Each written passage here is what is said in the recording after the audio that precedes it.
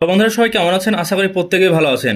SIR এর hearing শেষ, এবার আধার বৈধ ইআরওদের সাহায্যে তথ্য যাচাই এবার করবে সুপ্রিম কোর্ট।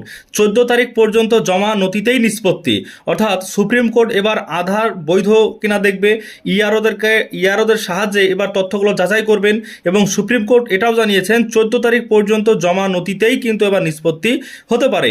তো দেখতে পাচ্ছেন এখানে ইতিমধ্যেই আমরা কিন্তু পেয়ে গেছি প্রতিবেদন, সেখানে জানানো হয়েছে ফাইনাল ভোটার লিস্টের বিষয় জানানো হয়েছে, অবৈধ বিষয়ও কিন্তু এখানে পরিষ্কার বলা হয়েছে। আধার বৈধ ইআরওদের সাহায্যে তথ্য যাচাই, সুপ্রিম কোর্ট 14 তারিখ পর্যন্ত জমা নথিতেই নিষ্পত্তি। ইআরওদের নথি হিসেবে আধার কার্ডকে বাতিলের চেষ্টা নস্যাৎ করে দিল সুপ্রিম কোর্ট।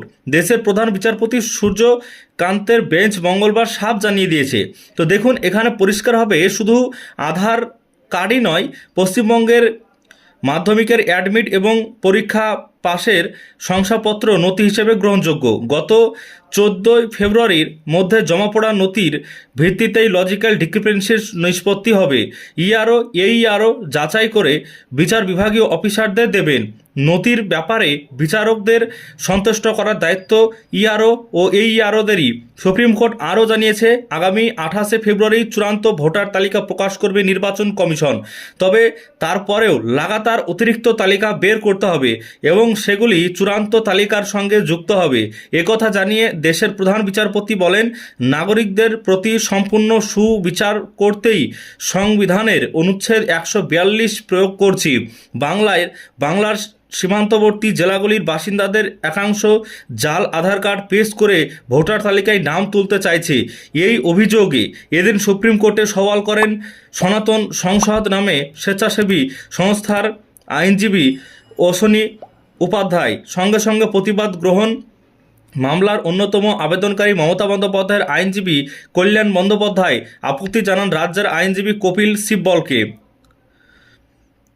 বিচারপতি জয়মাল্য বাগচি স্পষ্ট জানিয়ে দেন, আধার নাগরিকত্বের প্রমাণ নয় ঠিকই, তবে ভোটার তালিকায় নাম তোলার অন্যতম পরিচয়পত্র তাকে সমর্থন করে প্রধান বিচারপতি বলেন, আধার জাল হচ্ছে কিনা সেটি বিচার করার এটা সময় নয়। কোনোভাবেই আধার কার্ড নথি হিসাবে বাতিল করা হচ্ছে না। বাংলায় বিচারকরা অবশ্যই এদিন নথি যাচাইয়ের কাজ শুরু করেছেন, তবে প্রযুক্তিগত সমস্যা কাটেনি। ওটিপি দিয়ে অ্যাপে লগ ইন করতে তারা নাকাল হয়েছেন, ফলে প্রথম দিন বেশি নথি যাচাই সম্ভব হয়নি। রবিবার দেশের প্রধান বিচারপতিকে চিঠি কলকাতা হাইকোর্টের প্রধান বিচারপতি সুজয় পাল কিন্তু লিখেছিলেন, লজিক্যাল ডিসক্রিপেন্সি তথা আনম্যাপড ক্যাটাগরিতে সমস্যায় পড়া প্রায় 50 লক্ষ নাম নিষ্পত্তিতে কমপক্ষে 80 দিন সময় লাগবে।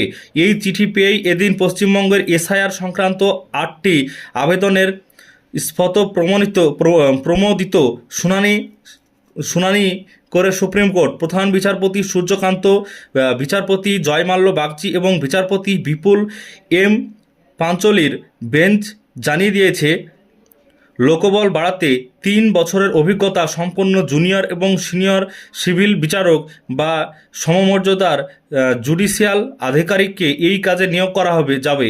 প্রয়োজন মনে করলে ঝাড়খণ্ড এবং উড়িষ্যা হাইকোর্টের প্রধান বিচারপতিকে সেখানকার জুডিশিয়াল অফিসার পাঠানোর অনুরোধও জানানো যাবে।